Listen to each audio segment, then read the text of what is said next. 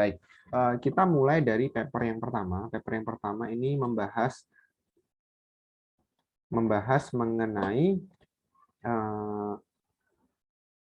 wajib pajak orang pribadi, ya, kepatuhan wajib pajak orang pribadi di dalam kasusnya di sini adalah untuk salah satu KPP yang terdaftar di Surabaya. Ya. Dari dua paper hari ini kita melihat ada dua paper yang semuanya membahas di Surabaya. Kenapa Surabaya itu yang perlu saya tekankan terlebih dahulu?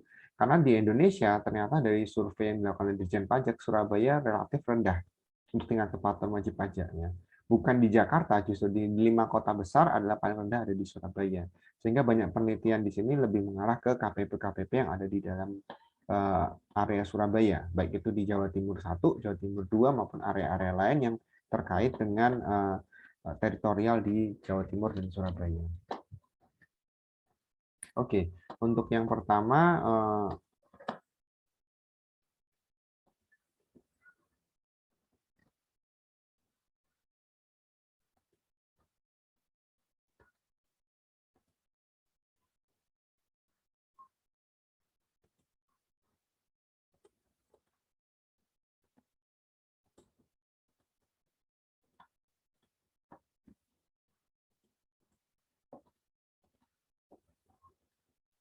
apakah share screen saya sudah terlihat?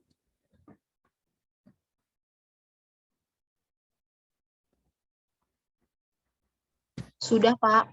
Oke, baik. Ini adalah paper kita yang pertama yang kita bahas hari ini, dari paper yang kedua, ya, dari Paramadwita dan Mustika Sari.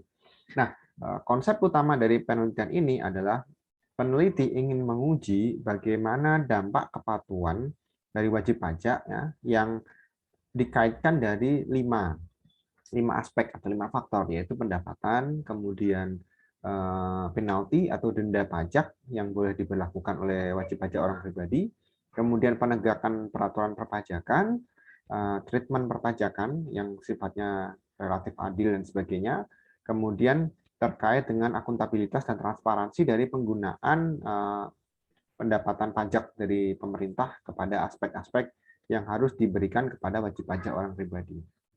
Nah, dari paper ini kita bisa mendapatkan bahwa peneliti melakukan survei dengan menggunakan kuesioner, ya.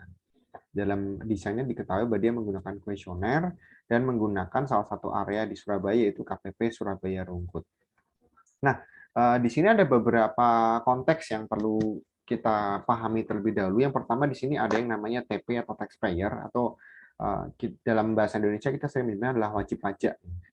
Wajib pajak di sini ada dua kategori, individual, ya, apakah orang pribadi ataupun corporations atau corporate.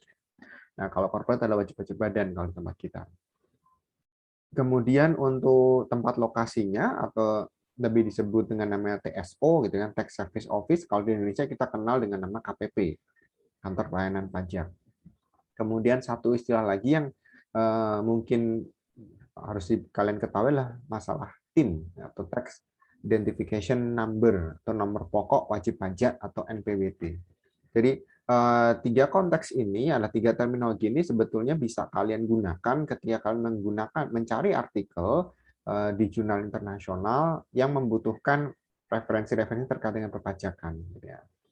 Kemudian di dalam penelitian ini ada 5 variabel tadi yang diangkat oleh peneliti, ya, terkait dengan variabel yang pertama adalah pendapatan wajib pajak, kemudian tax penalty atau denda pajak, penegakan hukum, kemudian treatment untuk wajib pajak, dan juga penggunaan dari manfaat pajak tersebut.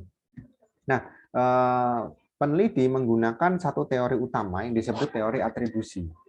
Nah, di sini kalau kita cek atau kita baca, teori atribusi ini adalah ada teori yang berusaha untuk mencari tahu apa saja faktor-faktor yang berpengaruh di dalam attitude atau perilaku wajib pajak, ya, yang dia bisa disangkutkan atau dikaitkan dengan pelaksanaan pemungutan pajak tersebut.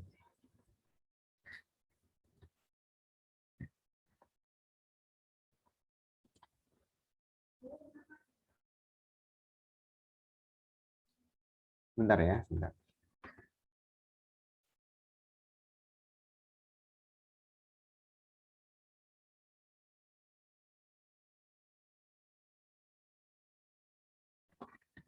Ya, teori yang digunakan oleh peneliti di sini adalah attribution theory, di mana teori ini berbicara mengenai attitude, kemudian antara sebab dan akibat dari sebuah tindakan atau dengan perilaku yang terjadi pada wajib pajak di sini konteksnya. Jadi kalau kita kenakan kaosnya, misalnya kaosnya di sini adalah berapa besarnya penghasilan, berapa besarnya denda pajak, bagaimana penegakan hukum yang berlaku terkait dengan perpajakan, bagaimana treatment pajak, dan juga transparansi yang terjadi, maka efeknya yang diharapkan dari teori atribusi ini adalah meningkatkan compliance atau kepatuhan dari wajib pajak tersebut.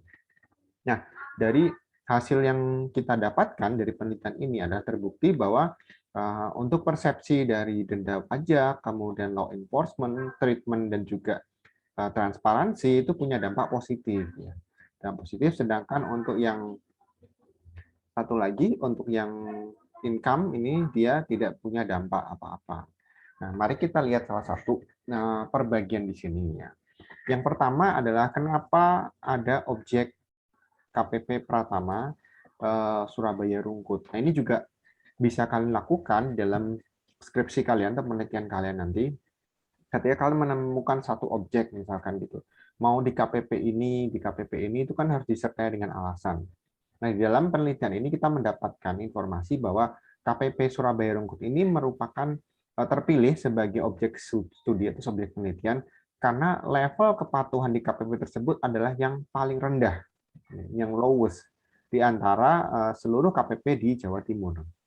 Oleh karena itu, peneliti menganggap bahwa kalau kita bisa melakukan penelitian mengenai kepatuhan di KPP yang paling rendah kepatuhannya ini, gitu kan, kita akan mendapatkan beberapa macam faktor atau mencari penyebabnya kenapa di sini bisa paling rendah dan faktor apa yang mempengaruhi bahwa orang-orang di situ, wajib pajak di situ mau meningkatkan kepatuhan wajib pajaknya dengan cara pelaporan. Nah, untuk kepatuhan wajib pajak ini tidak terbatas kepada kepatuhan bagaimana si wajib pajak tersebut melaporkan pajaknya, kemudian membayar pajaknya, tapi justru adalah kombinasi dari semua faktor-faktor yang diharapkan terjadi di dalam penelitian, yaitu faktor formal dan faktor material. Ya. Faktor formal itu terkait dengan pelaporan, dengan informasi-informasi yang didapatkan oleh wajib pajak, sedangkan faktor material adalah faktor yang mendukung dari ketentuan dan peraturan-peraturan yang ada di dalam area tersebut. Nah, kontribusi penelitian ini apa sih? Manfaat penelitian ini apa? Jadi penelitian ini diharapkan memberikan dampak ya kepada pemerintah khususnya adalah Ditjen Pajak terkait dengan komponen apa yang bisa meningkatkan kepatuhan wajib pajak atau komponen apa yang bisa membuat wajib pajak orang pribadi itu mau atau patuh melakukan kewajiban perpajakannya. Nah, di sini ada beberapa konsep-konsep variabel yang nanti bisa kalian lihat satu persatu ya. Dari penelitian ini, peneliti mengembangkan ada 6 hipotesis gitu ya. 6 hipotesis di sini adalah sebenarnya 5 hipotesis ini 5 hipotesis utamanya. Kemudian untuk yang hipotesis 6 ini adalah komponen yang secara simultan untuk menguji masing-masing variabel tersebut. Nah, bagaimana cara pengukurannya? Peneliti menggunakan kuesioner. Nah, kuesioner ini terdiri dari beberapa indikator. Ya. Ada yang sudah cek berapa banyak pertanyaan yang digunakan oleh para Madrita dan temannya di dalam kuesionernya?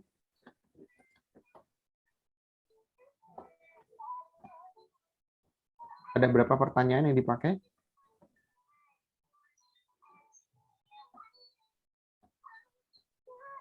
25 ya, Pak? Ya, 25 pertanyaan, betul. Ya. Jadi peneliti menggunakan 25 pertanyaan dengan 5-point Likert scale atau dia menggunakan gradasi nilainya itu 5 poin ya. Dari 1 sampai 5, di mana 1 itu sangat tidak setuju, 5 itu adalah sangat setuju untuk poin kuesionernya. Nah, bisa dilihat di sini ya untuk income, kemudian tax perception dari tax sanctions atau denda pajak itu di dalam kuesioner ini dikasih nomor kuesioner dari nomor 20 sampai 25. Ya. Ini untuk mengukur variabel Y-nya. Kemudian untuk X1, di sini dia pertanyaan nomor 1, terkait dengan berapa sih jumlah pendapatan di dalam 1 bulan. Kemudian untuk sanksinya atau X2-nya dari pertanyaan nomor 2 sampai 7. Ini adalah indikator di pertanyaan tersebut ya, misalnya kebutuhan atas denda pajak, kemudian kewajaran atau keadilan dari denda pajak tersebut, dan kemudian penegakan hukum terkait dengan sanksi pajak tersebut, ya. Nah, yang lain-lain juga dijelaskan di sini. Di sini untuk law enforcement atau penegakan hukumnya dari pertanyaan kuesioner nomor 8 sampai 12. Kemudian untuk yang X4 untuk fair treatment-nya dari pertanyaan nomor 13 sampai 15, ya. Kemudian untuk X5-nya itu pertanyaan 16 sampai 18 dan 19 ini, ya. Ini ada kesalahan dari peneliti. Nah, oleh karena itu biasanya kalau dalam penelitian seperti ini kita tidak melakukan indikasi secara langsung. Jadi dalam kuesioner itu cukup dikasih nomor 1 sampai 25, nggak usah dikasih indikasi bahwa ini untuk mengukur variabel apa, itu cukup penelitinya yang tahu dan diberikan kode, dan kita cuma yang tahu, ya, misalkan pertanyaan nomor sekian untuk mengukur variabel apa, nomor sekian untuk mengukur variabel apa. Jadi yang mengisi atau wajib pajak yang mengisi kuesioner tidak perlu tahu variabel apa yang sedang diteliti. Nah, di sini didapatkan ada 100 responden, gitu ya. 100 responden ini dari berbagai macam wajib pajak dengan berbagai macam pekerjaan. Ada yang entrepreneur, konsultan, arsitek, lawyer, akuntan, sampai dokter, ya. Jadi semuanya ada. Pendapatannya juga dari 3 jutaan sampai 300 jutaan. Jadi relatif jauh, ya, rentangnya, gitu. Jadi mungkin yang 300 juta ini yang notaris, gitu, yang paling besar, gitu ya. Sedangkan 3 jutanya ini bisa jadi mungkin entrepreneur, karena entrepreneur kan wirausaha kan macam-macam, ya, ada yang cuma 3 juta, ada yang gede juga, gitu ya. Kemudian dari data tersebut diolah oleh peneliti dengan regresi berganda, ya. Di sini menggunakan nilai item correlation-nya, ini untuk Cronbach alpha-nya, semuanya valid pertanyaannya. Kemudian dilakukan uji regresi dan didapatkan nilai bahwa semuanya berhubungan positif, ya, kecuali income, ya. Income-nya. Artinya positif di sini menunjukkan bahwa ketika ada sanksi, ya, tax sanctions, gitu ya, untuk X2. Ketika ada sanksi pajak atau sanksi pajaknya ditingkatkan atau dendanya ditinggikan, ya, maka wajib pajak itu justru makin patuh. Itu positif, ya. Jadi ketika sanksinya meningkat atau dendanya meningkat, maka kepatuhannya juga meningkat. Ini menunjukkan bahwa orang Indonesia kalau dikasih denda yang tinggi, itu justru dia malah makin patuh. Kalau dendanya rendah, dia cenderung tidak patuh. Kemudian law enforcement juga sama positif. Kalau penegakan hukumnya ketat, tinggi, gitu ya, maka kepatuhannya juga makin tinggi. Artinya kalau memang dari Direktur Jenderal Pajak itu lebih tegas dalam memberikan aturan, misalnya ada sanksi pidana, sanksi penjaranya diperketat, gitu ya, maka orang atau wajib pajak itu akan lebih cenderung patuh dalam membayar perpajakan, menghindari tax avoidance, ya. Kemudian untuk perlakuan wajar atau fair treatment-nya, jadi kalau treatment-nya itu dirasakan sebanding, gitu ya, jadi masyarakat merasa bahwa, oh, saya bayar pajaknya sekian, tapi saya dapat fasilitas dari pemerintah, gitu ya. Mereka merasa nyaman, gitu kan, dengan fasilitas yang didapatkan, otomatis mereka mau bayar pajak. Nah, kalau kita kan lihat sekarang, ya, kita bayar pajaknya banyak, ternyata fasilitas pemerintah tidak banyak yang berubah. Nah, ini juga menjadi poin penting untuk Dirjen Pajak dan juga pemerintah kita untuk menggunakan pendapatan yang didapatkan dari pajak untuk mensejahterakan kebutuhan masyarakat, ya. Dan yang terakhir terkait masalah transparansi dan akuntabilitas. Jadi kalau Dirjen Pajak itu memberikan transparansi, pajak dari mereka itu digunakan untuk apa saja, dilaporkan secara berkala kepada masyarakat, masyarakat tahu penggunaannya dengan benar, pendapatan pajak tersebut, maka mereka jadi patuh, mereka jadi percaya kepada pemerintah, dan mereka mau dengan sukarela melaporkan pajak tanpa harus diminta, tanpa harus dipaksa, gitu ya. Sehingga ini sebetulnya realita yang terjadi di lapangan, bahwa orang Indonesia itu ya seperti ini, gitu ya. Dendanya harus diketatin, dinaikin, gitu. Harus besar dendanya. Penegakannya harus ketat, kemudian harus merasa nyaman, wajar, kemudian harus transparan, baru mereka mau patuh, gitu. Sedangkan untuk pendapatan di sini tidak ada pengaruhnya signifikan, ya. Artinya mau pendapatan kecil, pendapatan besar sama aja kok. Artinya mereka bisa sama-sama tidak patuh, bisa sama-sama patuh. Tapi di sini karena positif, mau pendapatannya kecil, mau pendapatannya besar, mereka sama-sama patuh. Ya. Konsep patuh pajak di sini adalah mereka melakukan perhitungan pajak dan pelaporan pajak. tidak melebar konsepnya. Maksudnya melebar di sini adalah benar nggak itu hitungan pajaknya, atau jangan-jangan dia melakukan tax planning dan sebagainya itu nggak diukur ya gitu. Jadi yang penting dia bayar pajak. Gitu. Nah, ternyata baik yang penghasilannya rendah maupun yang penghasilannya tinggi semuanya bayar pajak. Nah, apa kelebihan dari penelitian ini? Ya, penelitian ini sebetulnya bagus itu dari sisi responden ya. Responden dia itu bisa mencakup segala macam jenis pekerjaan. Nah, kenapa tidak ada pekerjaan yang sifatnya otomatis diambil pajaknya? Contoh misalkan pegawai negeri gitu ya, karyawan perusahaan. Ini semua adalah pekerjaan-pekerjaan yang harus melaporkan pajaknya tersendiri. Kalau kalian lihat di sini, ini hampir semuanya yang kena di dalam struktur PPh 23 yang punya tarif berbeda, yang dia harus melaporkan secara pribadi, kemudian membuat laporan keuangan sendiri, ya minimal seperti itu, kemudian melaporkan dengan jumlah yang sebetulnya nggak perlu pembuktian, tetapi mereka harus melaporkan secara pribadi.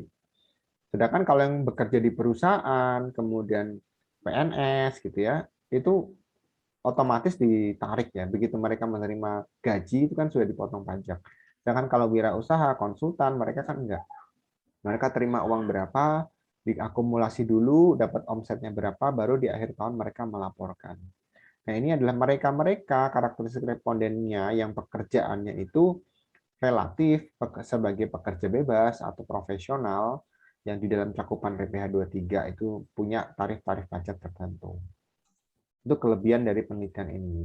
Kekurangannya memang ada ya. Kekurangannya adalah satu dari sisi sampel relatif kecil. Ya, dengan 100 orang ini kan tidak bisa mewakili bahwa apakah seluruh orang Indonesia punya perilaku yang sama, kan tidak ya. Kita ada jutaan manusia di Indonesia. Nggak cukup diwakili oleh 100 orang ini. Kemudian lingkup untuk penelitian ini memang relatif kecil ya, hanya di satu KPP. KPP Surabaya Rungkut. Memang dia adalah KPP yang paling rendah tingkat kepatuhannya di provinsi tersebut. Nah, alangkah baiknya kalau kita bisa lebarkan lagi ya dengan KPP-KPP lain yang ada di Indonesia. Jadi per provinsi, misalkan 34 provinsi, cari tuh KPP yang paling rendah itu di mana. Nah, dilakukan evaluasi di situ. Jadi setiap provinsi punya satu wakil gitu ya untuk melakukan survei kuesioner di sana, maka hasilnya itu bisa digeneralisasi. Ini orang Indonesia itu seperti ini. Itu akan lebih valid ya, dibandingkan hanya satu KPP seperti ini. Kekurangan lain itu biasanya juga diberikan peneliti di sini di conclusion ya, atau di akhir dari penelitiannya, tapi di sini dia tidak menyatakan. Artinya menurut peneliti penelitiannya sudah cukup bagus ya, artinya tidak banyak kekurangan sehingga dia tidak menyatakan bahwa harus ada kekurangan yang diperbaiki.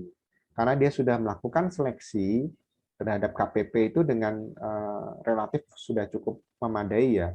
Kenapa dia melakukan penelitian di sini? Karena memang itu yang paling rendah. Tidak ada yang lebih rendah lagi kepatuhannya. Jadi relatif layak untuk dilakukan penelitian di KPP tersebut.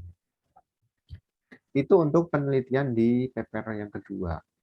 Ada yang mau ditanyakan dulu dari mahasiswa sebelum saya pindah ke paper yang ketiga?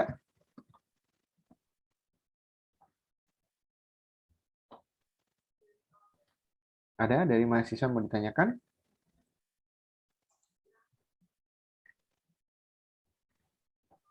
Halo? Pak, jadi kalau Ya. di review paper ini tuh nggak Hmm. ada dimasukin kelemahannya. Di paper ini dia tidak memasukkan kelemahannya Karlina, tetapi kita bisa melakukan evaluasi ya. Salah satunya adalah areanya terbatas, itu salah satu area. Dan yang kedua adalah jumlah respondennya. Kalau dia bilang bahwa ini bisa mewakili perilaku orang wajib pajak di Indonesia, itu kan nggak tepat gitu. Dia ada menyatakan seperti itu kan. Terus kemudian Oh, untuk wilayahnya kan hanya satu tempat. Jadi menurutmu ideal nggak kalau kamu meneliti di satu tempat di Surabaya, terus kemudian kamu bilang ini di Indonesia kira-kira kayak begini, hanya karena dari satu tempat tersebut? masih belum tepat sih. Iya, masih nggak tepat ya. Kalau misalnya kamu meneliti di Jakarta, Jakarta aja, terus kemudian kamu generalisasi ke seluruh orang Indonesia itu begini, itu masih masih memungkinkan. Kenapa? Karena Jakarta kan proporsinya paling besar ya dibandingkan provinsi-provinsi yang lain. Orang-orangnya paling banyak di situ. Dan banyak orang berkumpul di Jakarta. Tapi kalau misalkan kayak di Jawa Timur, ya di Semarang dan sebagainya, relatif tidak banyak berkumpul orang, agak kurang tepat kalau kita generalisasi ke dalam hasil yang seluruh nasional. Begitu. Oh ya, kasih Pak. Oke. Biasanya memang paper-paper itu menyatakan limitation atau kekurangan di dalam penutupnya, tapi ada juga yang dia tidak menyatakan karena memang dia tidak yakin bahwa itu adalah kekurangannya. Ada lagi?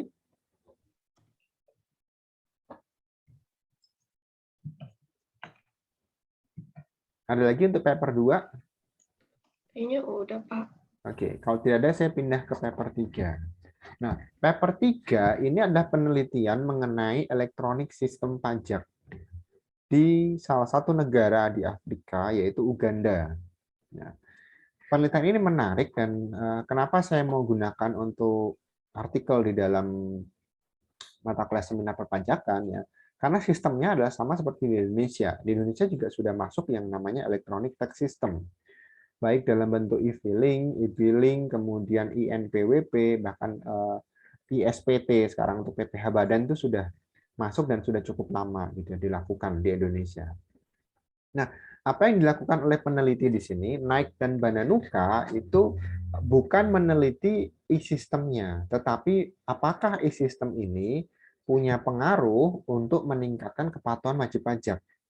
Di sini variabel dia bukan e-sistemnya loh. Variabel itu adalah attitude-nya, perilaku wajib pajaknya kepada tax compliance, di mana electronic system itu masuk sebagai mediating effect atau sebagai efek mediasi. Jadi kalau ada electronic system, apakah kepatuhannya makin meningkat apa enggak?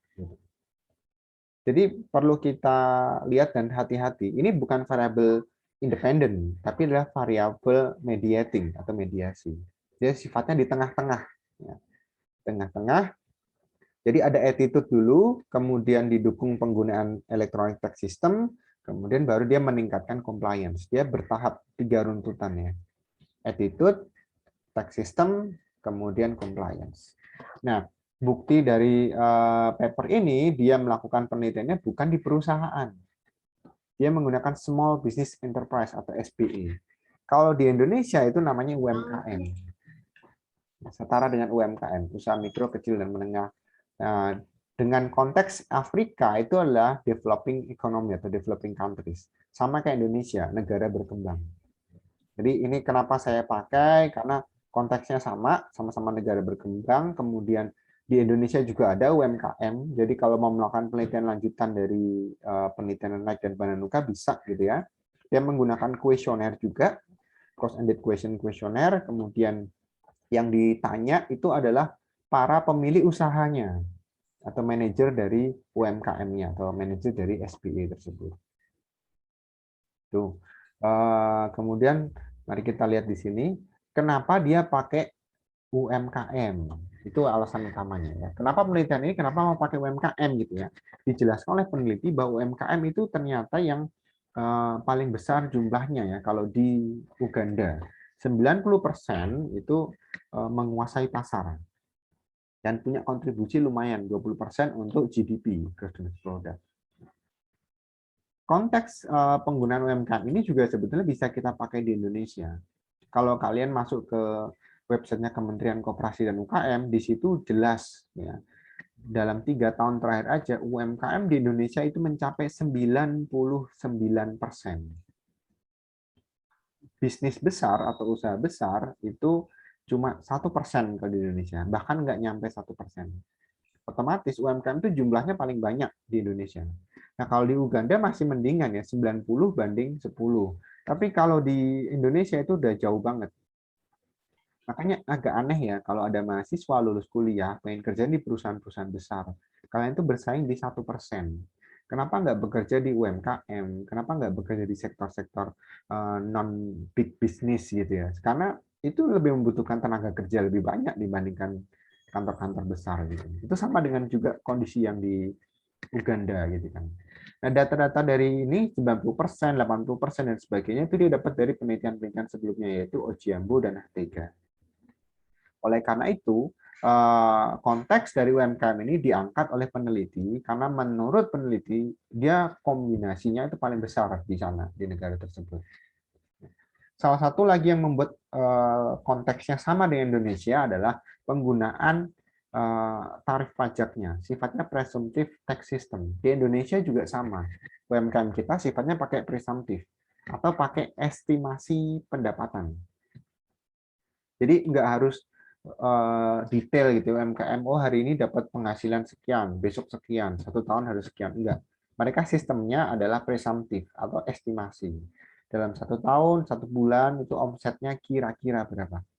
Kira-kira gitu. Jadi nggak pakai nilai yang pasti dari stroke, kemudian faktur dan sebagainya. Itu boleh ya, boleh dilakukan, tetapi asas dari tax system kita untuk UMKM sama dengan yang di Uganda itu sama. Kita pakai presumptive tax system. Diatur di PP nomor 28 tahun 2008 ya.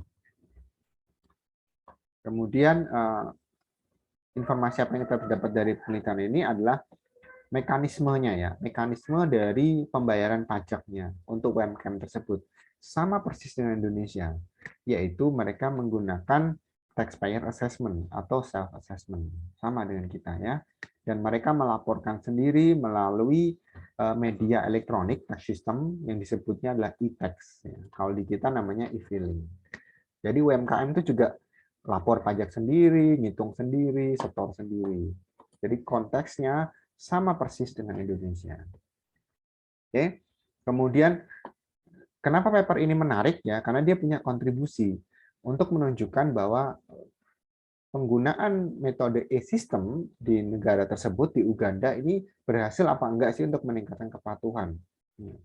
Kalau dulu kan namanya pembayaran pajak itu harus antri dulu di kantor pajak. Nah sekarang dengan sistem elektronik mereka nggak perlu antri. Sambil buka usaha pun, usaha tetap jalan, buka tokonya masih jalan, dia bisa lapor pajak. Karena mekanismenya adalah sistem elektronik. Di Indonesia juga sama seperti itu. Sehingga harapannya, kalau penelitian ini terbukti signifikan, penggunaan e-tax system ini akan menjadi masukan ke pemerintah bahwa sistem ini harus ditingkatkan supaya meningkatkan kepatuhan dari wajib pajak orang pribadi atau badan khususnya untuk UMKM. Nah, teori apa yang digunakan oleh peneliti? Teori yang digunakan peneliti adalah kombinasi dari 2 teori. Yang pertama adalah teori of recent action yang dikemukakan oleh Arjen dan Vispen tahun 80. Kemudian dia lengkapi dengan teknologi acceptance model. Ini adalah teori TAM, yaitu teori yang mendukung bahwa penerapan electronic system itu bisa mempengaruhi perilaku. Nah, perilaku itu didasari dengan alasan-alasan tertentu. Itu namanya TRA, Theory of Recent Action. Yang dilihat dari TRA adalah attitude. Attitude-nya. Jadi ini yang variabel pertamanya. Kemudian variabel moderasinya dilihat dari e-system, yaitu menggunakan teknologi acceptance model. Jadi teori, dari sini kita menunjukkan bahwa penelitian itu tidak hanya dipengaruhi oleh satu teori. Bisa juga lebih dari satu teori. Tergantung berapa banyak sudut pengamatan penelitian yang bisa kalian pakai. Oke. Nah, untuk teori TAM ini, model ini dia memang menggunakan basis information technology atau IT. Sehingga mau tidak mau itu memang dipakai atau digunakan dan sampai saat ini masih banyak dipakai untuk melakukan evaluasi atas tax systems. Mari kita lihat hasilnya dari tiga informasi ini ya, dari attitude, kemudian electronic system, dan juga ada adopsinya, kita bisa mendapatkan hasil-hasil penelitiannya. Nah, ini adalah penelitian sebelumnya ya, yang dijelaskan oleh peneliti dan juga dia memberikan gambaran mengenai kuesioner yang dilakukan ya. Nah, di sini menarik ya.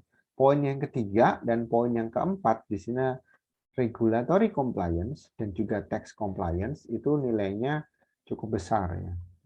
Untuk koefisien korelasinya itu di atas 0,8, kuat sekali.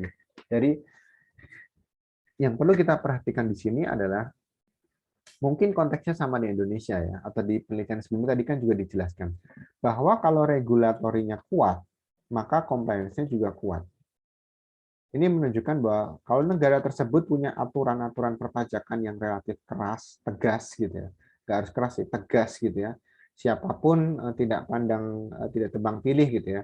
Yang punya penghasilan harus bayar pajak, maka tingkat kepatuhan pun akan meningkat. Dan ini korelasinya cukup kuat ya. Di atas 0,8 kan kuat kalau secara statistik. Oleh karena itu, dia sudah diyakini bahwa kepatuhan wajib pajak dalam hal masalah perpajakan itu memang harus didukung dengan peraturan. Kalau peraturannya lemah, maka compliance juga lemah. Tapi kalau peraturannya kuat, ya compliance juga kuat. Ini skemanya. Sebetulnya untuk attitude itu juga bisa langsung kepada compliance. Jadi kalau wajib pajaknya si UMKM itu punya attitude yang baik, ini kan positif ya. Attitude-nya baik, mau lapor pajak, maka kepatuhannya tinggi. Tanpa e-system pun dia sudah patuh. Apalagi dengan e-system dia tetap patuh. Di sini kepatuhannya lumayan tinggi ya. Ini 0,7 signifikan, ini juga 0,5 signifikan. Artinya mau dia pakai electronic system ataupun tanpa electronic system, ya, proses manual pun UMKM di sana itu patuh untuk bayar pajak. Penelitian ini bisa nggak kita adopsi di Indonesia? Tentu bisa. Ya. Di Indonesia skemanya sama kan, hanya saja kita udah nggak pakai sistem manual. Ya. Tapi ini bisa kita lakukan juga untuk melihat apakah kalau menggunakan e-filing itu makin patuh atau justru tidak.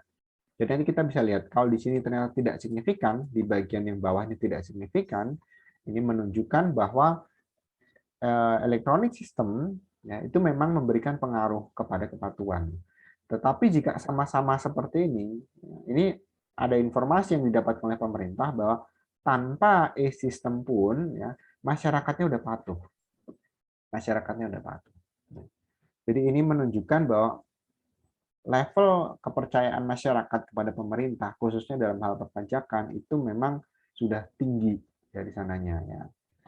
Nah, bisakah kita contoh ini untuk Indonesia? Kemungkinan besar bisa. Itu untuk variabel tadi, ya, semua pakai kuesioner, kemudian hasilnya. Nah, sekarang plus minus dari penelitian ini apa? Keunggulan dari penelitian ini adalah dia menggunakan konsep electronic system yang di beberapa negara atau pada saat penelitian ini terbit dia masih relatif baru. Dan diuji ternyata punya dampak yang bagus. Ya. Jadi Indonesia juga bisa. Kelebihan penelitiannya adalah kita bisa memasukkan penggunaan e-filing. E-filing di tempat kita baru dari 3 tahun yang lalu. Relatif masih baru. Masih bisa dan masih relevan untuk diteliti. Kemudian untuk limitation-nya atau kekurangan penelitian ini adalah masalah perilaku. Perilaku itu tidak bisa dinilai dalam satu satuan waktu aja. Jadi di sini kan dinyatakan this study is not without limitation. Artinya dia bilang sebenarnya studi ini bagus gitu ya, tetapi bukan berarti nggak ada kekurangan. Kekurangannya adalah changes in behavior over time. Itu nggak bisa diteliti. Jadi kalau kita menelitinya sekarang gitu ya, kemudian apakah hasilnya akan sama dengan tahun depan, bulan depan, ya, belum tentu gitu ya. Jadi harus dilakukan penelitian namanya cross sectional, lintas waktu. Jadi diambil tahun ini berapa, tahun ini ada penelitiannya, tahun besok ada lagi, tahun seterusnya sama lagi. Jadi kalau misalnya 3 tahun berturut-turut, contohnya gitu ya, 3 tahun berturut hasilnya sama, ini menunjukkan bahwa perilakunya dari warga negara tersebut atau wajib pajak di negara tersebut itu tetap, perilakunya tetap ya, tidak berubah. Gitu. Tetapi kalau ternyata besok-besok bisa berubah gitu ya, nah itu hasil penelitiannya nggak relevan jadinya. Maka di sini dinyatakan untuk future studies, mau penelitian lanjutannya, dia minta untuk ada desain kualitatif juga. Jadi kuantitatif dan juga kualitatif, ada mixed methodnya. Terus kemudian untuk penelitian lanjutan bisa lakukan di negara-negara lain, ya, yang sifatnya konteksnya sama developing countries, sama seperti di Uganda. Contohnya di mana Indonesia gitu ya. Dan bisa juga dilakukan untuk di non small business atau usaha besar gitu ya, bisnis besar juga bisa, tetapi konteksnya tetap sama developing countries ya, kemudian dia menggunakan konsep sama, ada e-system ya. Limitationnya dicoba di cover gitu dengan beberapa penelitian lintas tahun misalnya, mixed method namanya, kemudian ada juga dikombinasi bukan cuma UMKM tapi juga bisa dibandingkan dengan industri besar, kira-kira mana yang lebih patuh wajib pajak di industri besar atau wajib pajak di UMKM. Itu nanti bisa jadi masukan-masukan yang banyak sekali untuk penelitian. Nah, kontribusinya dia memang banyak sekali untuk pemerintah ya, khususnya untuk adopsi elektronik sistem. Nah, kalau memang penelitian ini berhasil dan ternyata berhasil seperti sekarang ini, ya, ini menunjukkan bahwa pemerintah ini sebenarnya sudah siap untuk melakukan evaluasi atas elektronik sistem yang berlaku di negara Uganda. Itu untuk kekurangan dan kelebihan dari penelitian dari Knight dan Bananuka. Ada yang mau ditanyakan dulu sebelum saya lanjutkan ke paper yang keempat?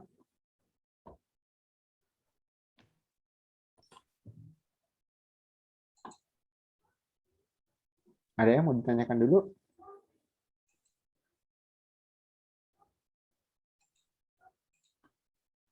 Halo? Tidak, Pak. Tidak ada? Oke. Saya lanjutkan ke paper yang keempat. Nah, paper yang keempat, kalau tadi dari Afrika, kita balik lagi ke Indonesia. Di sini konteksnya agak sedikit berbeda. Di sini konteks penelitiannya adalah karena ada perubahan peraturan. Perubahan peraturannya apa? Tarif di sininya. Jadi kalau kita bisa lihat di sini, tujuan penelitiannya adalah untuk melihat relevansi atau sebenarnya perubahan yang terjadi ini masih reasonable nggak, relevan nggak untuk kondisi penelitiannya. Di sini tahun 2018 untuk jurnalnya, ya. Kemudian perubahan peraturannya itu di tahun 2015, perubahan PTKP. Ya. Artinya ada jeda ya, dari 2015 ke 2018, 3 tahun. Nah, 3 tahun ini dirasa cukup untuk melihat dampak ya. Kenapa? Karena ketika 2015 berubah, maka perilaku yang bisa diamati ada mungkin 2016 belum berubah semuanya. 2017 sudah mulai banyak yang berubah, dan rentang agak panjang 2018 ada harapan dari peneliti semuanya sudah melakukan perubahan dengan baik terkait dengan informasi-informasi yang mau dipakai dalam penelitian. Nah, objek utama penelitian di sini adalah tarif pajak untuk PPh 21, ya, PPh 25, cicilan, dan juga 29, ya, kurang bayar. Dan juga VAT, value added tax itu PPN, ya, dan juga untuk luxury sales tax, ya, PPNBM, pajak penjualan atas barang mewah. Jadi cukup banyak ya yang diamati. Ya. Ini bukan orang lagi loh, bukan orang. Kalau tadi kan orang, dari penelitian kedua, ketiga itu semuanya orang. Kalau di sini adalah aturannya. Nah, fokus utama peneliti adalah karena ada perubahan peraturan, yaitu PTKP. Bukan berubah dengan dihilangkan, enggak, tapi justru ada perubahan nilai PTKP yang menyesuaikan dengan upah minimum provinsi atau UMK, upah minimum kabupaten, gitu ya. Dan juga dia tergantung dari nilai BBM atau nilai bahan bakar, nilai minyak bumi di dunia. Jadi kalau nilainya naik, maka dia akan menyesuaikan PTKP-nya. Nah, perubahan-perubahan ini diakomodasi di Peraturan Menteri Keuangan Nomor 122 Tahun 2015, di mana Peraturan Menteri Keuangan ini ya menjadi dasar perubahan atas Undang-Undang Pajak Tahun Nomor 7 Tahun 83 gitu. Jadi undang-undang ini sebenarnya masih berlaku tapi dilengkapi dengan peraturan menteri. Karena ini kan undang-undang ditambal dengan peraturan. Jadi kalau muncul undang-undang baru, berarti undang-undang lama akan hilang. Tapi ini undang-undangnya masih ada.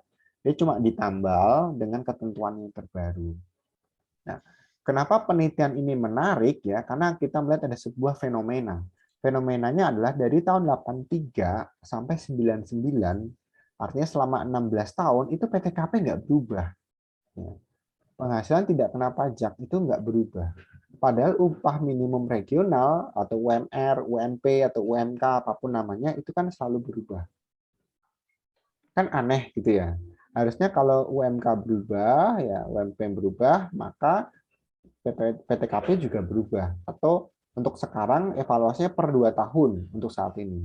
Tapi selama 16 tahun dari 83 sampai 99 bisa dibayangkan tidak ada perubahan PTKP. Nah, sekalinya ada berubah, ini menjadi sebuah fenomena yang menarik untuk diteliti. Nah, perubahan ini punya efeknya cukup banyak. Ada di PPh 21, 25, 29, PPN, PPNBM. Nah, itu adalah gap yang coba ditangkap ditangkap oleh peneliti. Nah, kenapa dia pakai Kanwil DJP Jawa Timur 2? Ya. Karena di Jawa Timur 2 ini terdiri dari 16 kabupaten dan 2 kota, ya. Isinya adalah 14 KPP dan juga kantor pajak utama yang besar. Nah, di Jawa Timur, ya, ini merupakan yang paling besar, tuh, wajib pajaknya. Sehingga ketika dia mau mencari responden, data yang dia dapatkan itu cukup banyak, ya. Gitu. Sekalipun datanya tidak harus dari kuesioner, tapi dia mendapatkan data jumlah wajib pajaknya itu paling besar di situ. Nah, ini ada beberapa keterangan variabel yang dia pakai, misalkan dari PTKP, cara mengukur inflasi seperti apa.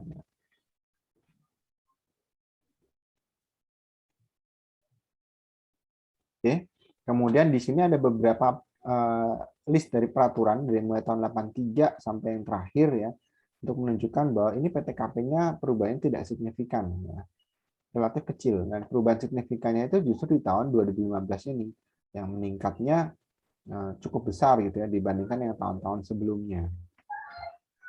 Kemudian ini adalah PTKP untuk orang pribadi, kemudian ini status dia menikah, kemudian ini adalah kalau istrinya punya pekerjaan dan dikombinasikan dengan suami, dan di sini adalah untuk tanggungan per orang.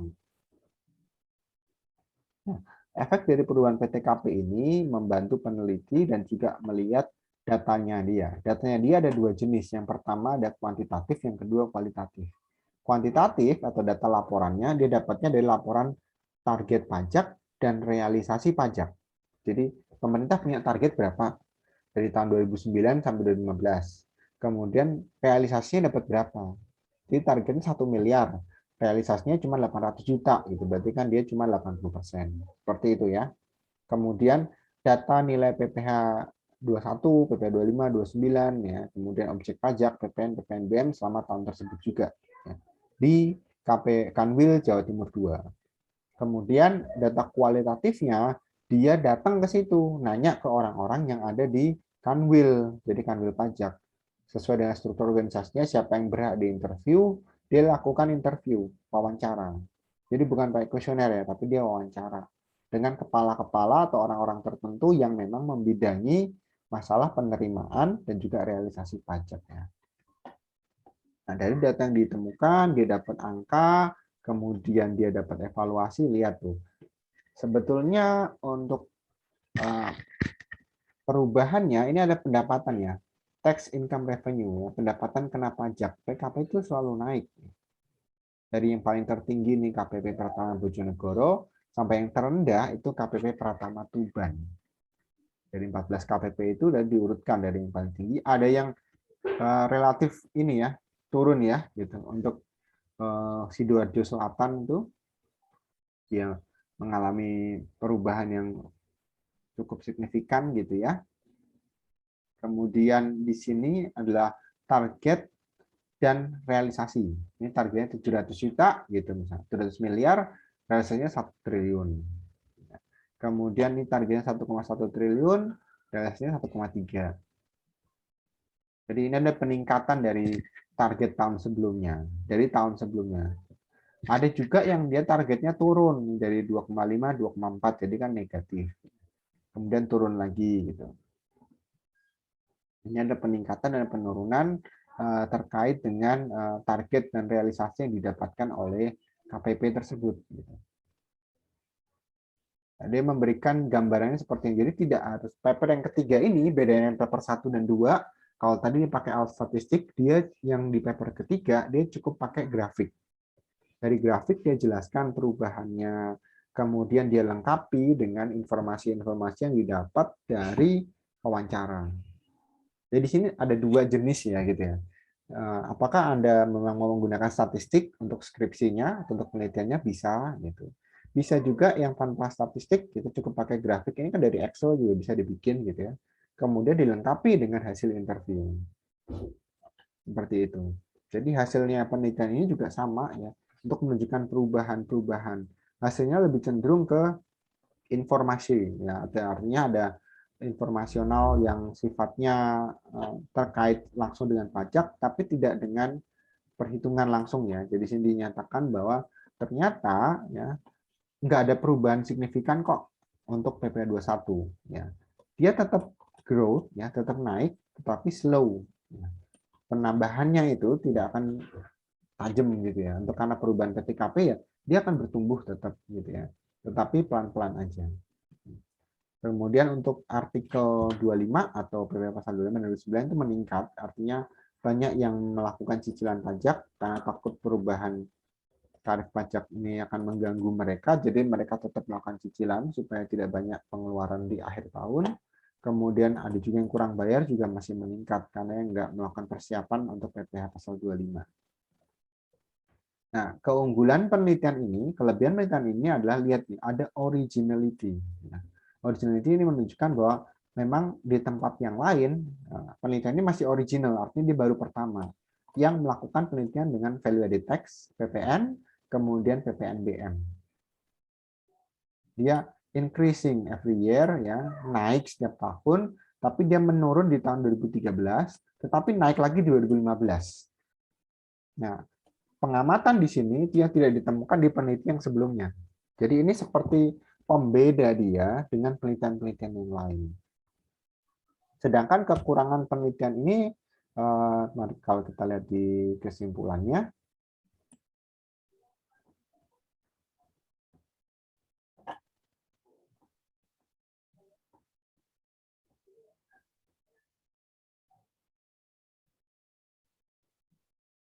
nah, di sini dia tidak menjelaskan secara detail kekurangan penelitiannya, tapi kita bisa menangkap secara implisit gitu ya, bahwa informasi variabel yang dia pakai itu sebetulnya kurang lengkap. Kenapa?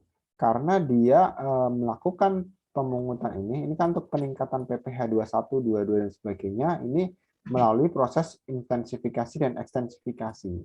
Artinya informasi yang dia dapat di sini adalah informasi yang berdasarkan dari bagian humas, ya. Humasnya dari kanwil pajak. Ini kan divisi di kanwil pajak di bagian humas ya, subdivisi intensifikasi dan ekstensifikasi. Mereka yang bertugas memang langsung ke lapangan dengan wajib pajak, ya. Tetapi di sini datanya bukan data dari laporan tahunan pajak atau LAKIN, laporan kinerja dari Ditjen Pajak, tapi datanya berasal dari divisi intensifikasi dan ekstensifikasi yang memang berada di bagian humasnya DJP. Nah, kebenaran datanya itu yang sebetulnya masih kita pertanyakan, karena kan ini dari orang gitu ya, bukan dari laporan tahunan. Kalau dari laporan tahunan jelas ada angkanya tercantum dan bisa dipublikasi, bisa kalian cari di website Ditjen Pajak. Untuk saat ini seperti itu. Tapi mungkin pada saat paper ini terbit ya itu belum terjangkau, artinya belum bisa didapatkan secara langsung. Untuk per kanwil ya, kalau untuk Dirjen Pajaknya pasti ada, tapi untuk per kanwil sepertinya dia belum menjangkau laporan tahunannya. Gitu. Itu untuk informasi yang bisa kita gali dari paper yang keempat. Jadi kita hari ini membahas 3 paper ya dengan berbagai macam perbedaan ya. Paper 1 mengenai wajib pajak, yang paper 2 mengenai electronic system, paper 3 kita mengenai perubahan tarif ya. Dan kita juga belajar bahwa ada juga yang pakai kuesioner, ada yang pakai data sekunder ya, data-data langsung dari laporan pajaknya dia, plus dia kombinasikan dengan interview. Ya, jadi bukan cuma kuesioner ngasih kuesioner, tapi interview itu artinya ada tanya jawab langsung, dan biasanya akan muncul beberapa pertanyaan yang di luar dari kerangka. Jadi misalkan agak melebar sedikit, namanya juga kita langsung ngomong secara lisan gitu ya. Nah, semuanya itu bisa dilakukan untuk penelitian-penelitian pajak dan boleh dilakukan ya dengan tujuan bisa memperkuat informasi atau memperkuat data yang dibutuhkan untuk pengambilan keputusan terkait dengan fenomena yang diangkat oleh peneliti. Oke, ada yang mau ditanyakan untuk informasi paper 2, 3, dan 4?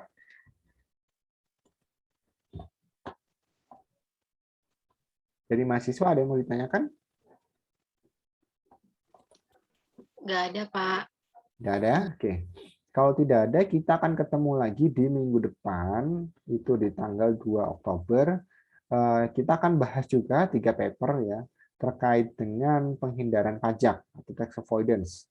3 paper itu dari News Bimo, ya, itu untuk dampak pengendalian internal. Kemudian papernya Bu Okta itu terkait dengan instrumen keuangan, dan juga papernya Ibu Vivi Tendean terkait dengan peranan good corporate governance. Saya akan buat linknya nanti di divisi. Waktunya sama seperti yang sebelumnya, H-1 ya dikumpulinnya. Berarti kalau ini 2 Oktober kita ketemu, berarti tanggal 1 Oktober untuk kalian submit. Kemudian submitnya bebas sama seperti yang sekarang, boleh pakai PDF, boleh pakai Excel, boleh pakai PPT, silahkan gitu ya. Ada yang pakai zip juga nggak apa-apa. Gitu. Yang penting nanti bisa di-download dan bisa terbaca oleh sistem. Itu aja. Oke, ada yang mau ditanyakan terlebih dahulu? Sebelum saya akhiri.